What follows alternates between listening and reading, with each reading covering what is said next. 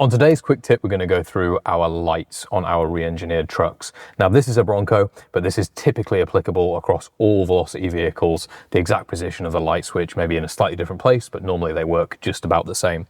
First thing to note is that the lights are actually fully automatic. So when it gets dark, just like on a modern truck or car, they will turn on by themselves. However, if that doesn't happen, or for some reason you actually want to be able to actuate the lights, the switch on a Bronco at least is here on the right. On Chevy trucks and some other vehicles, it might be on the left of the steering column, but here it is on a Bronco. Now what's really cool about this is it's super satisfying. You actually just pull it out. So you don't need to twist anything. It's literally just push and pull. First stage of pull will turn on your daytime running lights.